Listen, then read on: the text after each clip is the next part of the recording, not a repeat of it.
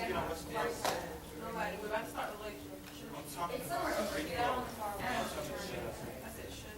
Okay. Good morning, everyone. Kathleen.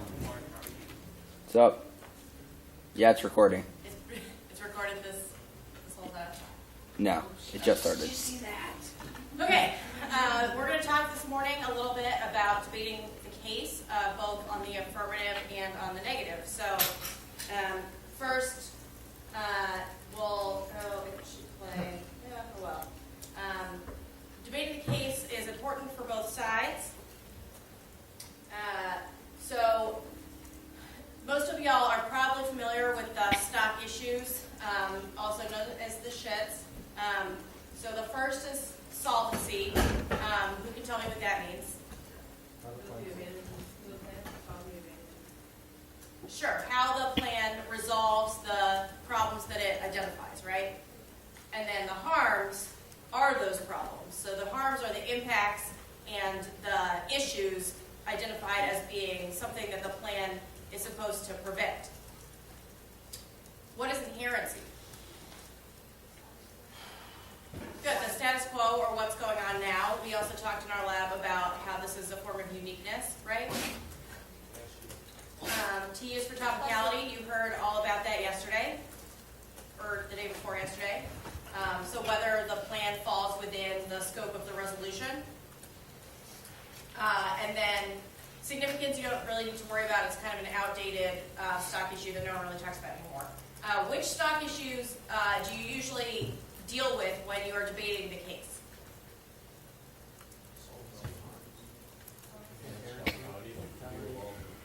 Well, when you're debating the case, I agree with the first two things, especially that you said. You're primarily concerned with whether the plan resolves the issues that it's presented and whether the impacts are really that big of a deal, right? So whether the harms are something we should be concerned about. And then if the status quo is already solving the problem or is already kind of doing a form of the plan, then you would say that the plan is not inherent. So that inherency is, they wouldn't win inherency. So sometimes you would talk about that, but not that often. And then topicality is an off-case position, so not something you debate when talking about the case.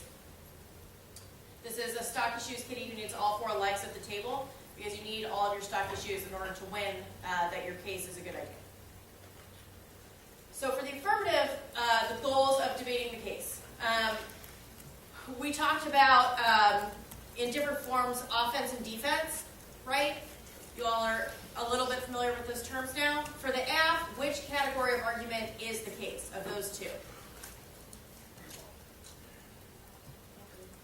Good. It's offense, right? Because it's a reason to vote for the affirmative.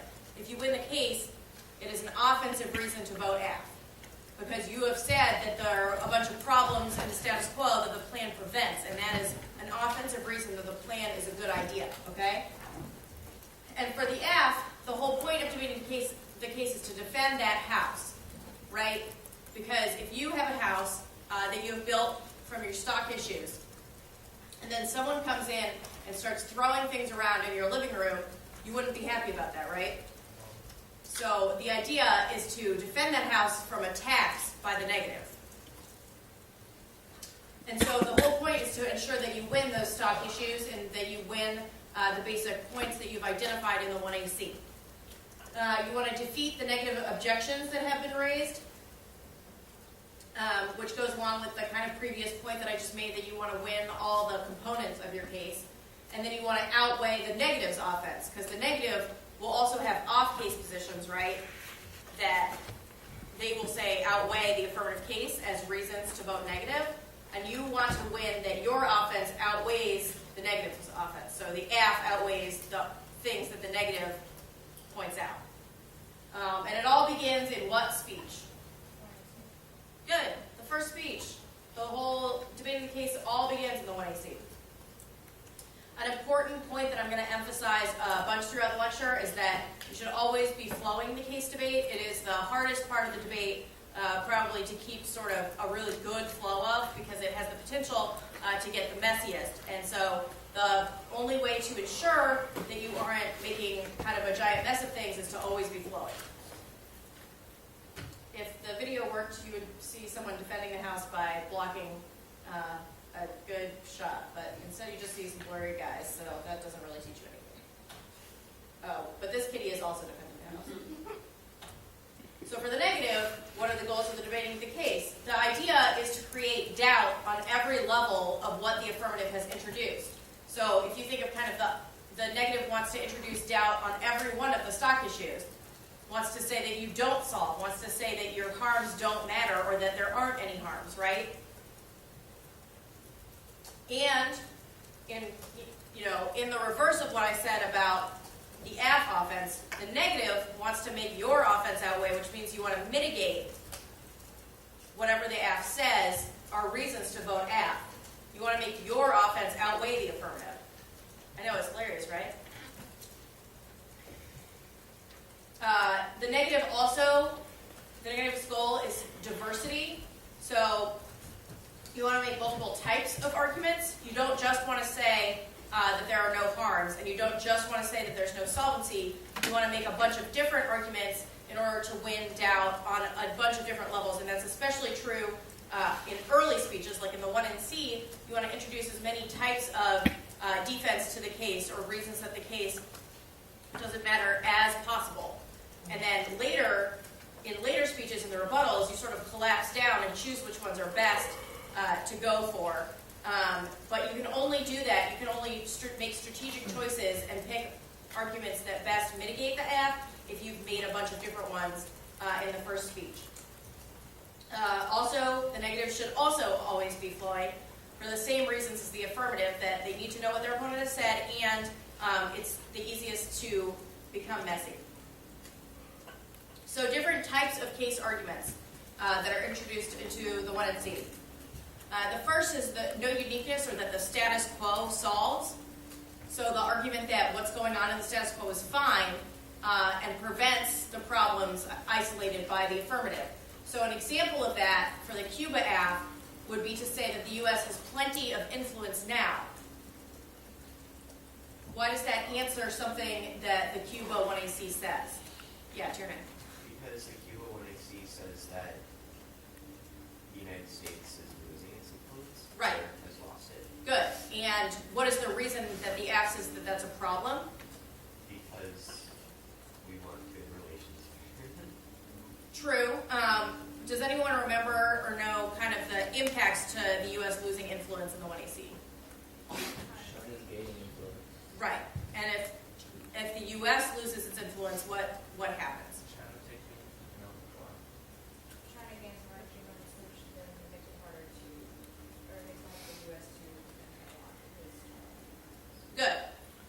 So if the negative says that the U.S. is, has plenty of influence now, that the U.S. is like besties with Latin America in the status quo, that means that there's no necessity to do the plan, right? Yeah? Because why would we do the plan if there's no uniqueness for it, if there's no reason that, there would be no reason to do the plan if it is true that your impacts are being solved now, right? So that's a uniqueness argument. No link or no internal link is the second type of argument for the negative to make. So if the 1NC says that Cuban drilling is safe, which part of the AF does that answer? why the U.S. needs to help. Right, so the first advantage is all about why Cuban drilling is unsafe, right? And collapses the environment. So if Cuban drilling is actually totally safe and has just as much ability to prevent an oil spill as the U.S., then there's no link to the advantage, right? Do you all see that? That's a no link argument. Third is no impact. So to say the Taiwan example that we talked about, the negative might say that the U.S. and China will never go to war, and that's a reason there isn't an impact to U.S. influence. Another example would be that the environment is resilient. So even if there's a bunch of oil spills in the Gulf, it doesn't collapse the entire environment because there's a bunch of other stuff that the environment can sort of rebound from and has historically done so, meaning that there's not an impact to oil spills, right? Why are no impact arguments important?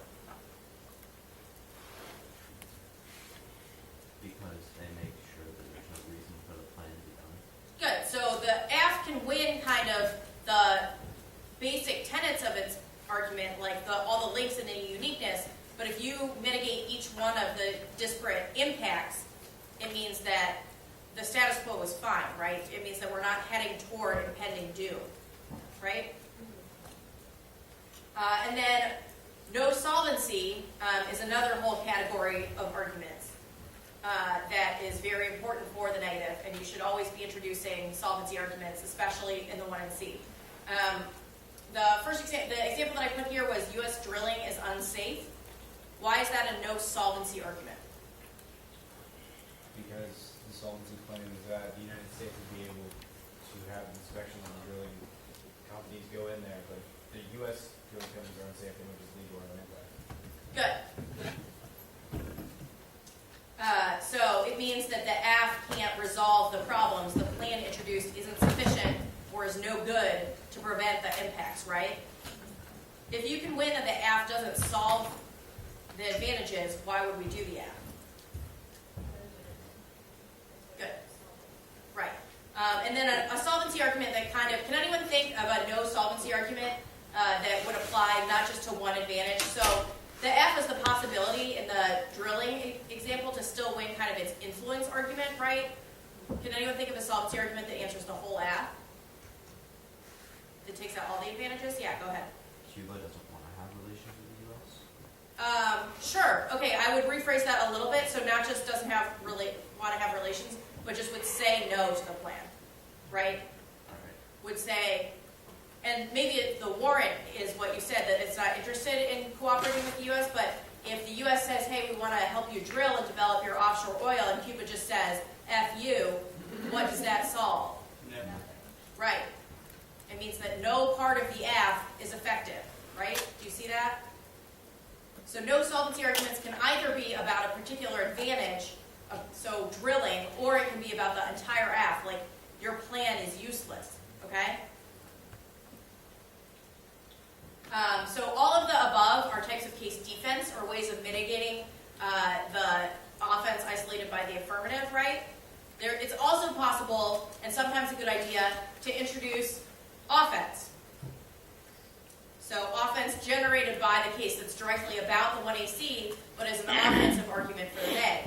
And the two types of case offense that you can introduce are link or internal link turns. So the first example would be that U.S. drilling hurts the environment. So that takes the link, which is that the U.S. needs to make Cuba drilling safe to prevent environmental collapse, and turns it, right? And says it goes the other way and makes drilling worse. You see that? Bless you. Can anyone think of another link turn argument that you could make for the AF? About the AF by the negative? Like you would go into Latin relations. Sure. Good. So cooperative drilling is bad for relations, maybe because it causes spats and disputes. US Maybe. influence is bad for the economy. Sure. Say that louder. U.S. influence is bad for the economy. Good. Which advantage is about the economy? The Cuban economy. Yeah. So if U.S. developing offshore oil actually hurts the Cuban economy, that's a link turn to that advantage. Yeah. I don't know why that would be, but you know. Okay. The second type of offense is an impact turn. So it says that your impacts that you have said that right now we're heading towards catastrophe because of X, Y, or Z, that actually trying to prevent that is bad because your impacts are incorrect and go the other way. So the big example here would be that U.S. influence is actually bad. So the whole idea of the AF is to shore up U.S. influence in the region. If you say that U.S. influence is bad and causes other impacts, that is an impact turn. And so the China disad is an example of an impact turn to the AF. And the way that your packet is written, it is an off-case position, but during the year, you could think about reading components of that argument as an impact turn on the case. Do you see why? Because it says the exact opposite of what the 1AC says. Okay. important component of debating the case and actually debating kind of most issues is anticipating your opponent's arguments in advance. So for the negative, you want to think about what the affirmative's key points of offense are and key arguments about why they solve and things like that are, so that you can best anticipate how to negate those. And on the affirmative, you want to think about what the negative is likely to introduce and how they're likely to explain their arguments and be able to say why that's not true even before they have made those arguments. So the importance of debating the case, first is that we're here to talk about policy debate, and the policy, the reason it's called that is that the app has advocated a plan, right? And so it's sort of the foundation of the entire debate is what the affirmative has introduced as their case. All arguments in the debate ultimately trace back to whether the case is a good or a bad idea.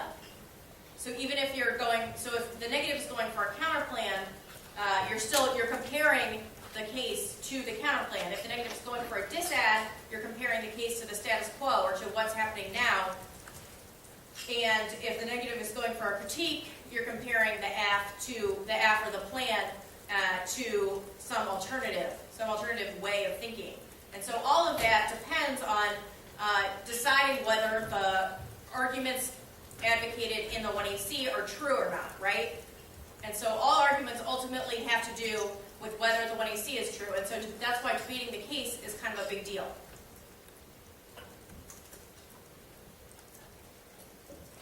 So the point of comparison bullet point there is just that you're thinking about whether the AF is a good idea in comparison to each one of those possibilities. What is the only off-case argument that is not ultimately about whether the plan is a good or bad idea?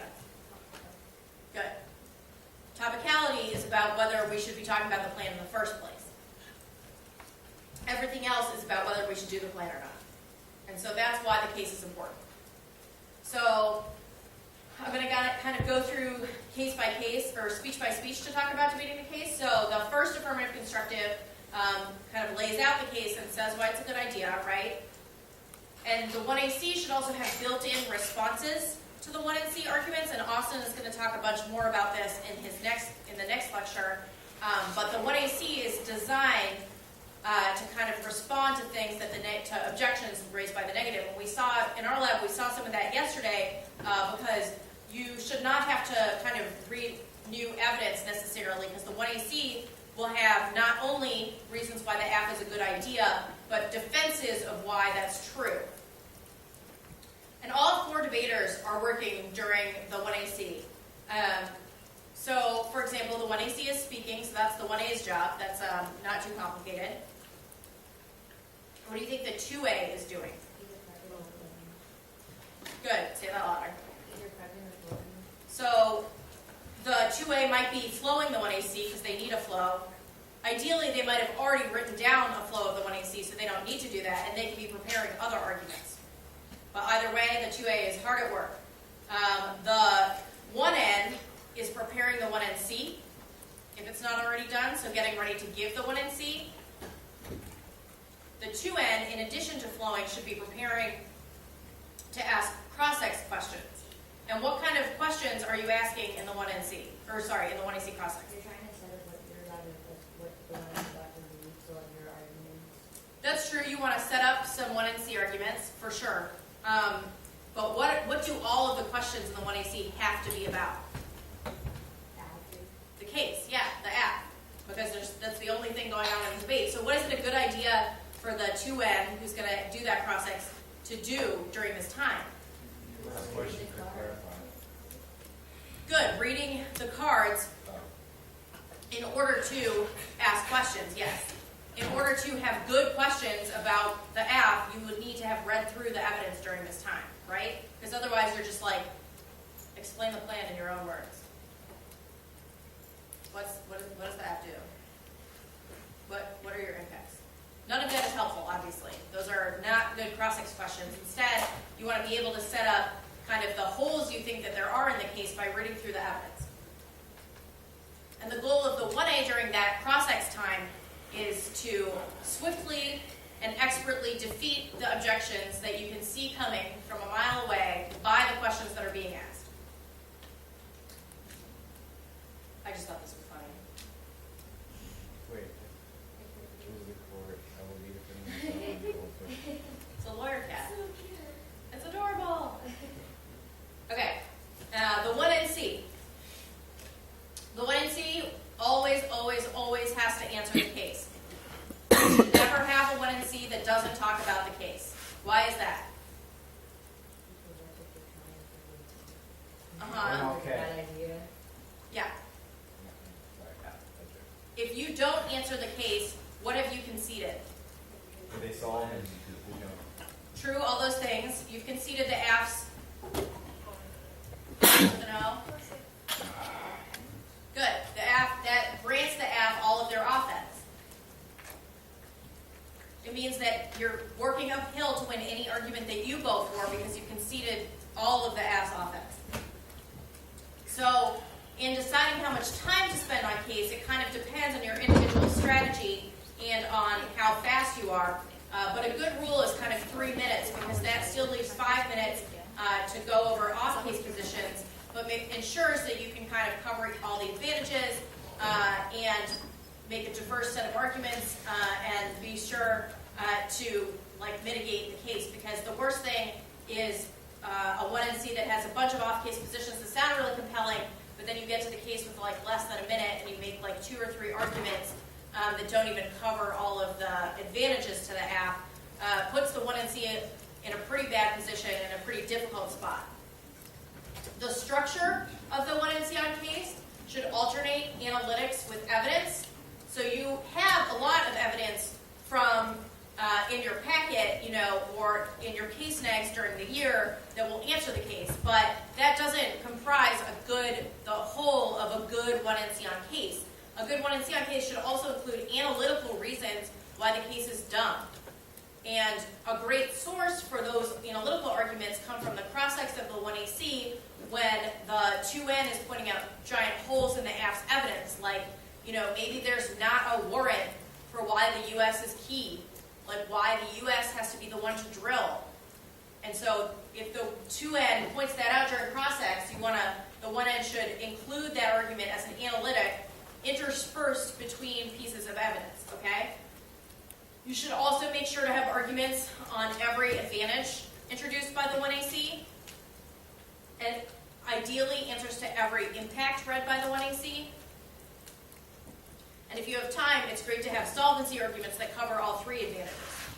I mentioned this earlier, but you want to have a lot of different types of arguments because argument diversity is really the key to having kind of a good set of choices to make later in the debate. So not just a bunch of no impact arguments, but no impact arguments and no link arguments or no internal link arguments and status quo solves uniqueness arguments. You want to have all of those in the 1NC if possible. Again, all 4 debaters are working during the 1NC. So what is the 1A doing? Good. What else is the 1A doing? What does the 1A have to do after the 1NC? Cross-ex, right? So the 1A cross-exes the 1NC, and so in order to have a good cross-ex, you would be reading through the evidence that the 1NC is reading, just like the previous speech. What is the 2A doing? Flowing. Good. So the 2A is about to give a 2AC, so they need to know what the arguments are on the case in the 1NC. So the 2A is flowing and kind of getting ready your arguments to answer the 1NC arguments. And what is the 2N doing? Pretty much just flowing. 2AC. This is a super important speech for the case debate. The 2A should talk about the case first or on the top of the order. Why is that? Exactly. It is that offense for the AF, which you should always talk about first. And Austin and I went over that yesterday, why you want to make sure that you talk about your offensive arguments first. So for the AF, that means the 2AC, always talking about the case first. In debating the case in the 2AC, you want to answer arguments in order. So we also talked about that yesterday, that you go in order of the 1 and C, in the order that the 1 and C presented arguments. Yeah.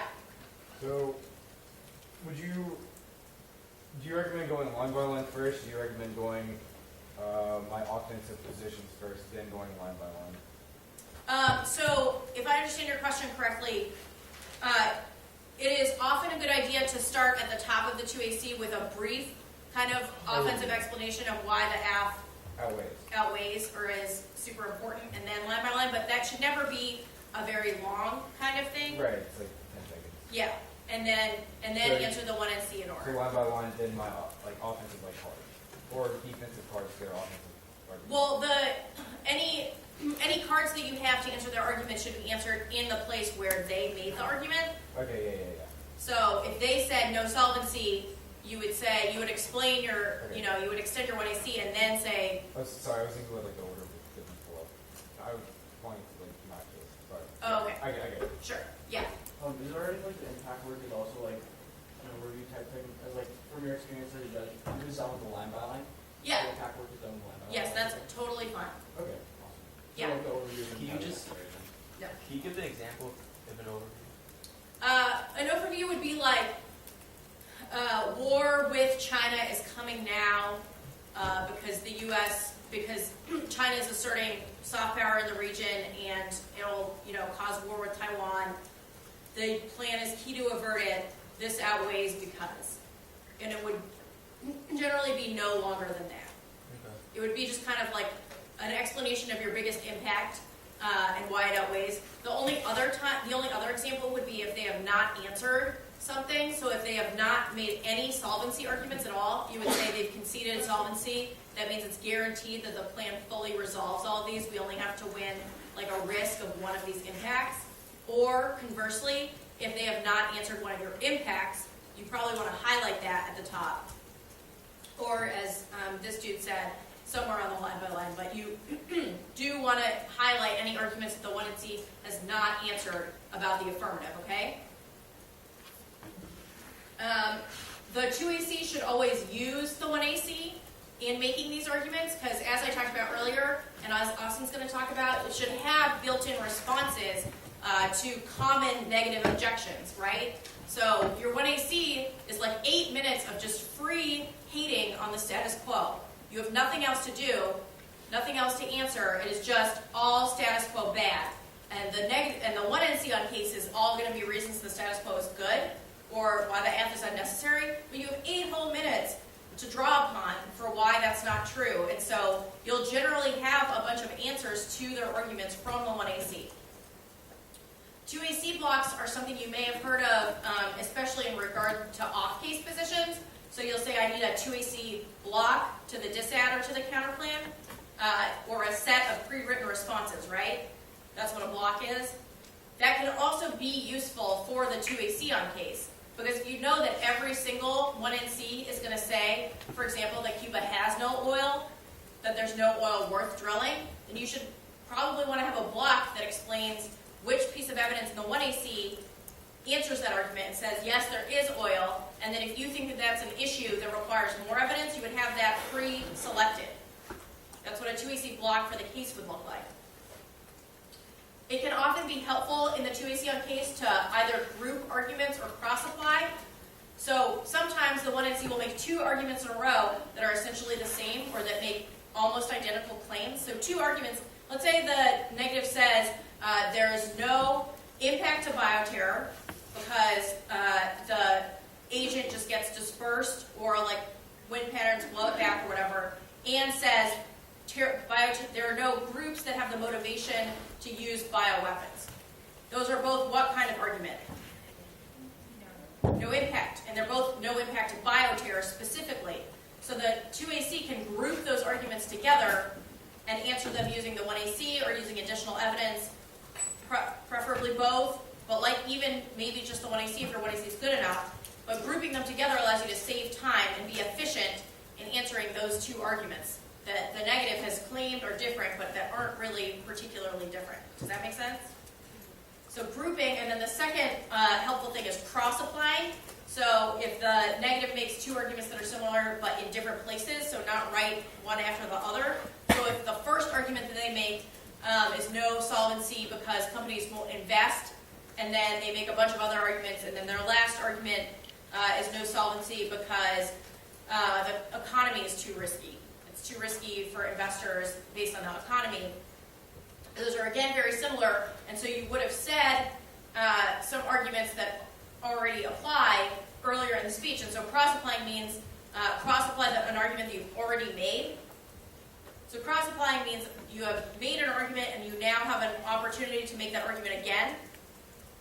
Cross-apply means is kind of shorthand for instead of repeating the argument, you would cross-apply it. Do you get what that means? Okay.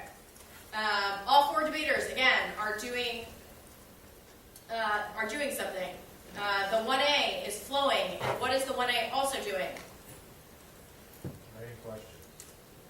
Nope, because the 1A is... Good. So this is the only time in the debate when someone should be flowing twice. Should have two different flows of the same thing. And that's because the 2AC has a more difficult time than anyone else flowing their own speech, because most of it is pre-written in blocks, right?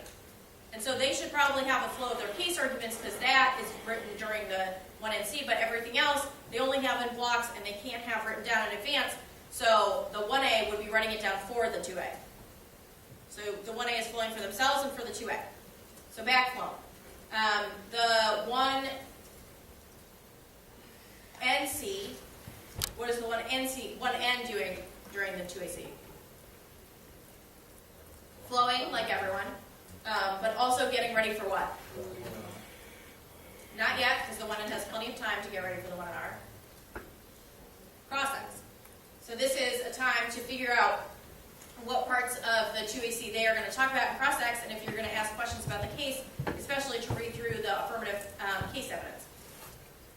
And the job of the 1N during cross-X is especially to talk about the arguments that the 1NR is going to be about. Yeah? Do you have any recommendations on how to, not necessarily write a cross-sex question, but to analyze, or I guess when you're looking through evidence that they have, is there a way that you can do it efficiently so that you can find holes in their authors and stuff and indict them on it?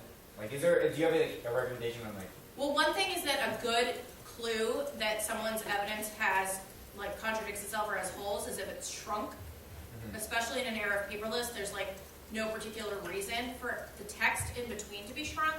And so I definitely recommend reading parts that are underlined and made tiny because it probably contradicts the argument that's underlined. So do you think if you're looking through their speech doc, the best thing to do would just be look for those that are specifically super shrunk, and then if those actually do say nothing, then just well, so I can guarantee that every speech you'll be able to find at least one example of that. Beyond that, I would say that you want to kind of focus on key areas for the AF, so what is most important for them to win, and sort of just go through the pieces of evidence on those key issues.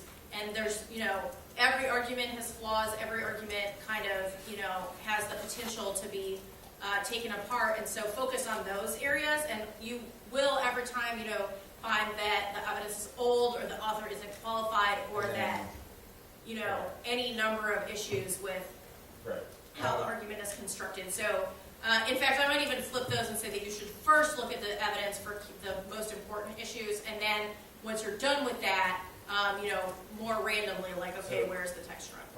Look for the warrants and stuff and Yeah. see what they say and see. Okay. Yeah.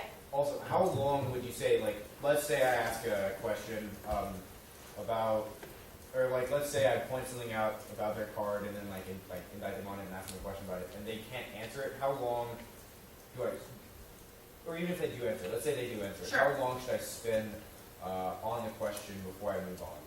I would never sort of ask the same question more than twice. So, sometimes you'll rephrase if they are kind of trying to be shady or get out of your question. So I rephrase once and then, make eye contact with the judge and kind of say, I can see that you can't answer this question, or I can see that obviously your evidence doesn't say this, or, some not too snarky, but kind of pointed comment about the point that you're making, and then move on. Okay, so just Yeah, I wouldn't spend more than kind of like, 20 or so, maybe 20 or 30 seconds on one. and then if they are able to thoroughly answer it, then just like It's fine to move on. okay. Okay. The block. This is something that we also spent time on in our lab yesterday. The structure of extending case arguments is as follows. The first thing that you do, and you continue to go in order of the 1NC set of arguments. So you have a structure set up by the 1NC, and you should keep using it, as well as answering any additions or changes made by the 2A in the 2AC. But for the most part, that'll mostly just mean extending arguments and then answering what the 2AC has said in that spot. The only exception being if they gave an overview, you might want to answer that at the top. But the first thing you do is to extend the 1NC argument by name of the argument. So extend our 1NC evidence that says that the Cuba has no oil. Or extend our 1NC evidence that the environment is resilient. That's sort of the structure of extending every 1NC argument starts with quickly summarizing what the argument is. Then you want to briefly explain the argument, then respond to what the 2AC had to say about that issue, right? So just extending the argument is good, but it's only a start because the 2AC probably has developed a little bit the warrants that they're going to use in order to answer the argument. So you need to answer what the 2AC has to say. Then it's really helpful to explain the implications of that argument. So if you win the Cuba has no oil, you want to explain how that takes out the advantage, right? So you want to say that means that it is irrelevant whether the U.S. offers to cooperate because there's nothing actually there, meaning that it can't solve Cuba's oil energy security, right? It can't resolve the problems with the act. So explain the implications of the argument for the affirmative. Then you want to decide whether to read more evidence. And this is something that you kind of decide on an individual basis for each argument. You want to read more evidence when it is a particularly important argument that you think definitely really messes up the AF. If you think it's a particularly true argument, or if you think that, you kind of, the 1NC evidence that you read is maybe not good enough, but you have evidence that's better. Those are kind of the scenarios in which you decide to read more evidence on a particular case argument. If the 2AC had no good response to the 1NC, do you think you should read more evidence? No. There's no reason to. If you read a good card that says that Cuba doesn't want to cooperate with the U.S., and 2AC kind of said, our 1AC Cuba relations, key time, there's no reason to read more evidence on that point because they haven't really answered your argument and, it's sort of unnecessary. The block is when you begin making choices about case arguments. So it sort of depends on your speed and the number of 1NC arguments, whether you have time to extend all of them. And a lot of times you won't. And so you need to start choosing which of your arguments are best and which have the deepest implications for the AF. So which are the best at taking out the AF or mitigating their offense.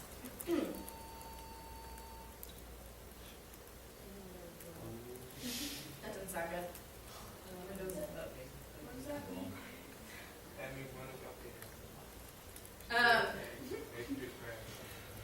The block is a good time to sort of talk about the AF's impacts if you haven't already, but you almost certainly have, but you want to sort of begin to think about comparing the impacts of the affirmative to whatever you're going for, and that doesn't necessarily happen on the case flow, but you want to think about discussing the AF's impacts on the case flow in ways that make them seem as least scary as possible, and kind of point out, you want to start thinking about even if statements, where even if the AF wins that impact, here's why it doesn't escalate, or here's why there's no sort of terminal big boom or no terminal extinction. So when you're debating the impacts to the AF in the block, you want to think about assuming that they might win some component of that advantage or of that impact, and sort of say, here's why it doesn't matter. So like, even if they win that a U.S.-China war would be really bad, it's not coming now, it's a long way in the future. That would be kind of a time frame argument that you could begin to make. As you know, you divide up the block between the 2NC and the 1NR, and deciding how to divide the block involves, an assessment of the off-case positions and which ones you're going for, but you also want to think about the case debate and how you're most likely to get a lot out of the case, a lot out of your case arguments. So you want to think about whether kind of the 2N or the 1N is best positioned to extend the case arguments, and if you want to put one advantage in the 2NC and the other two in the 1NR, that can be a helpful way to divide the burden of extending case arguments. Additionally, you should think about how much time each advantage requires, right? And how do you determine how much time you need to spend on a given advantage?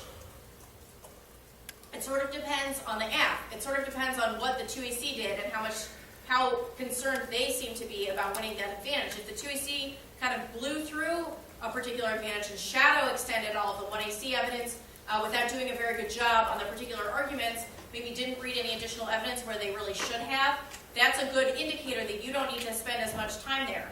It's not an indicator that we're really going to crush this advantage, so let's spend 3 minutes on it, because that won't ultimately get you anywhere if the 1R is like, yeah, we're just going to kick this. Conversely, if the app chooses a particular advantage and kind of does impact assessment on it, so the 2AC on a given advantage starts by explaining why China war outweighs everything else, that's a good indicator that they want to go for that advantage, and you should probably spend more time on it. You should also spend more time on advantages if you maybe didn't answer all of the impacts in the 1NC or didn't make very many arguments. That's a good sign you need to devote more time in the block. The case debate is a really good way to make the 1AR's life particularly difficult because reading more evidence on case arguments can really give the 1A a headache if the AF evidence isn't sufficient to answer a particular point and the 2AC didn't really recover. Going in depth on a particular case argument, especially things like solvency, makes it really difficult for the 1AR to be efficient in terms of answering those arguments. The 1AR, the case continues to be the most important for the affirmative, so it still goes first in the order, right? So the 1AR still talks about the case first thing. Why is the 1AR difficult? 25 minutes and the actual 13 minutes. Yep, it's the first affirmative rebuttal, right? So it's only 5 minutes. It's the first AF speech that is short. And the block has just gotten 13 minutes of uninterrupted time to talk, and you have to cover all of that in a much shorter amount of time. So the 1AR has a pretty difficult life. The 1AR really wants, again, to defend the house, right? You still are making sure you are cleaning up from all the crap that the negative has been throwing around your living room. You're saying, get out of here with that. You need to start making choices in the 1AR. If you haven't already kind of jettisoned parts of the case or kicked parts of the case in the 2AC, you need to make choices in the 1AR about what's most important and about whether you can realistically actually win every advantage.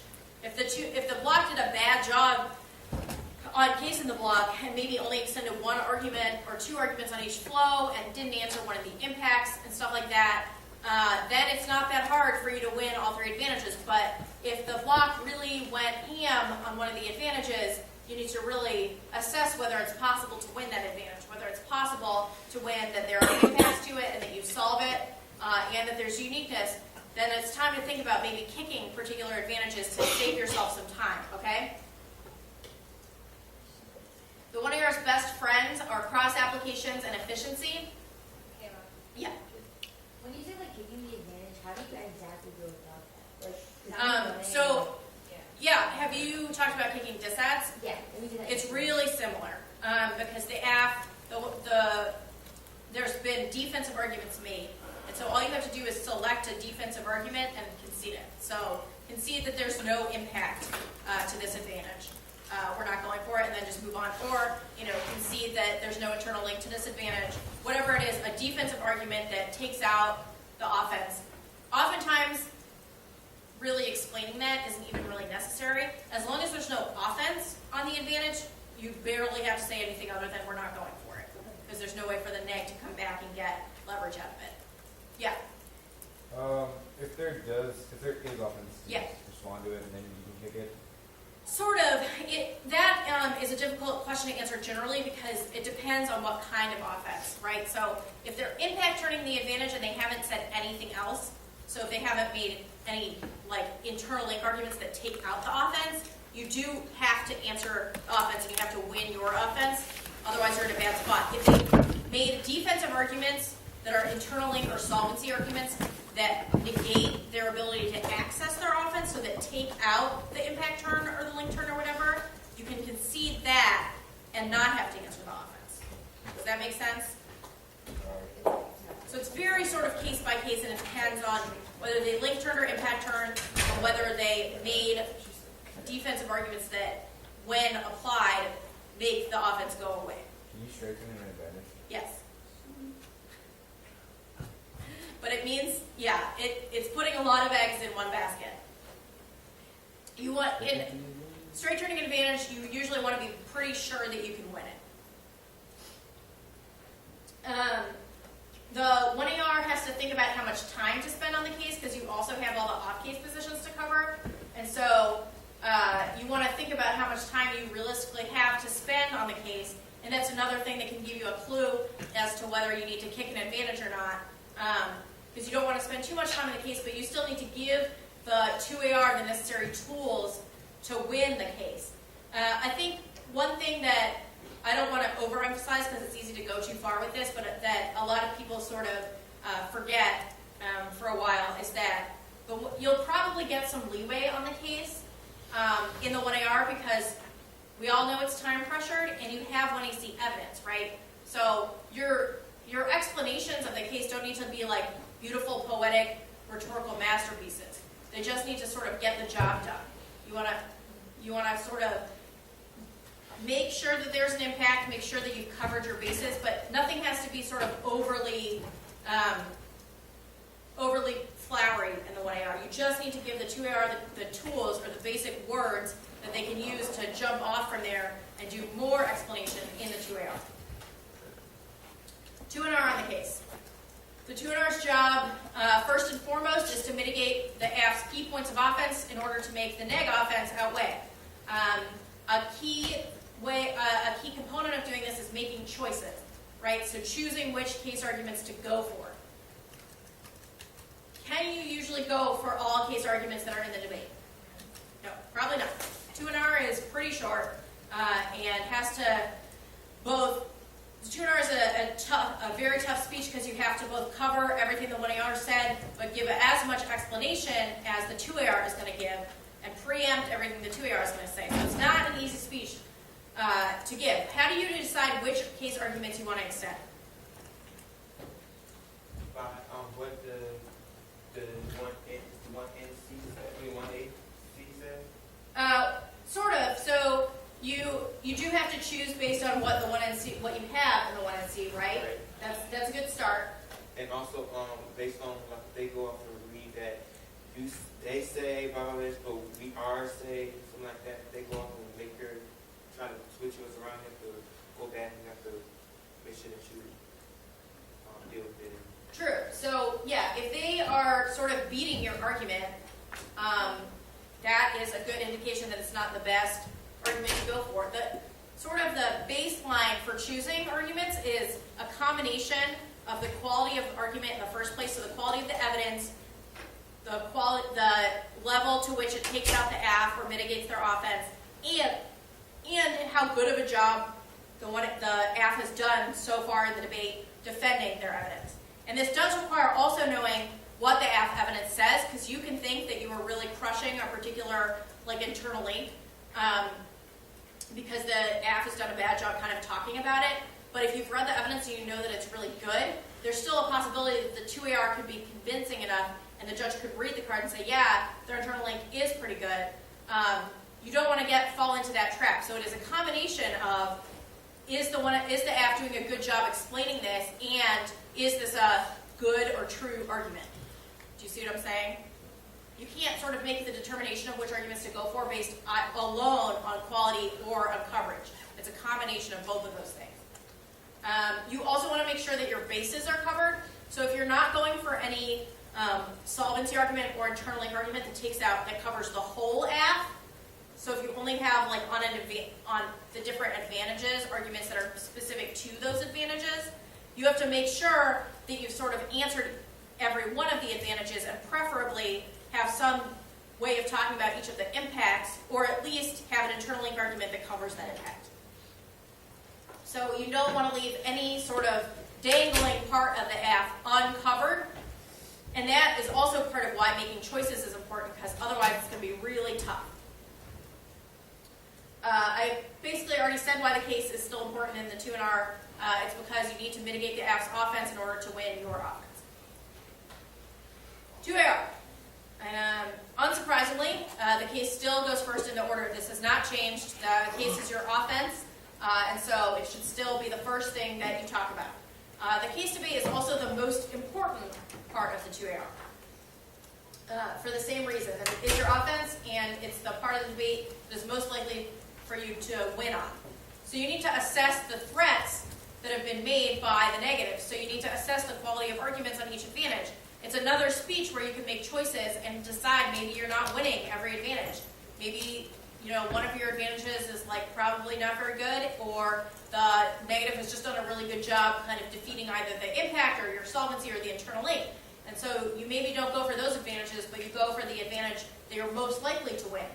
Then you want to choose your route to victory. Okay, so once you've chosen an advantage or an impact, you want to decide how you're going to use that advantage to beat everything else.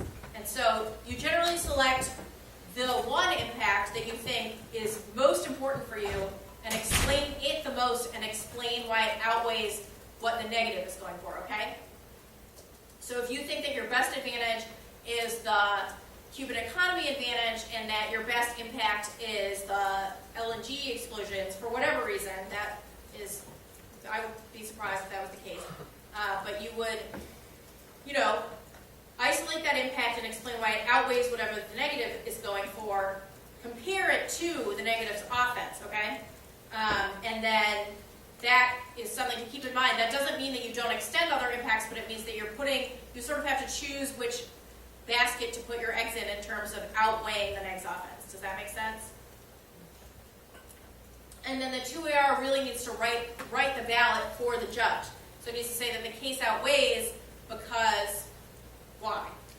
Because in order to look you in the face and say that they voted AF, they have to have a reason that the case is more important than other stuff.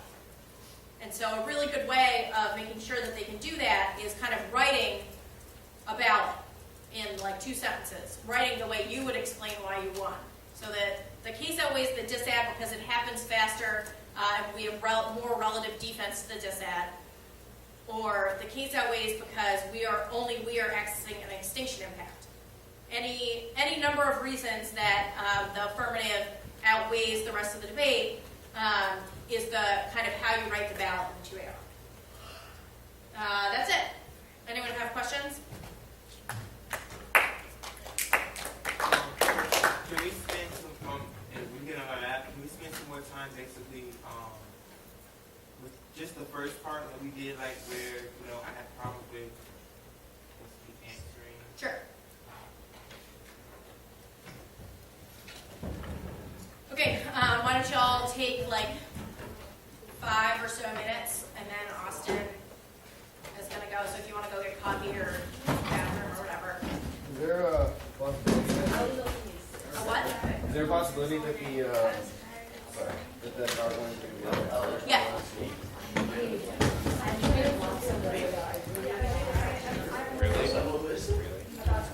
Everything's locked out. Yeah, I do have everything for like the 8 I really could go on Hey for guys, that by long. the way, you guys don't get that too. You guys don't even get to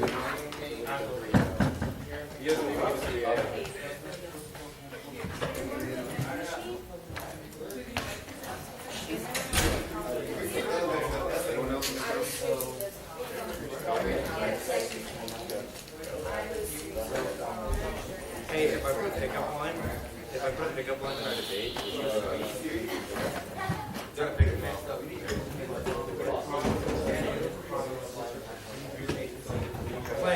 States federal government to substantially increase its investment in margin. Because I'm a debater, I'm just. Like if your partner is the one who you're not the one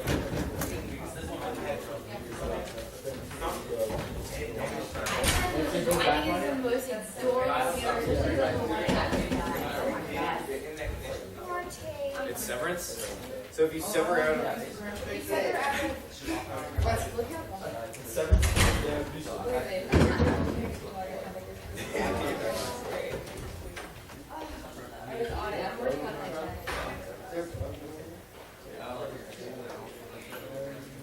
You are the one in. Oh, Yeah. I mean, So I added one card. I think. I mean, You can watch it, I'm just watching. but I'll send it to you. It's actually. Yeah. I added this card. That's nice. Dude, look it up.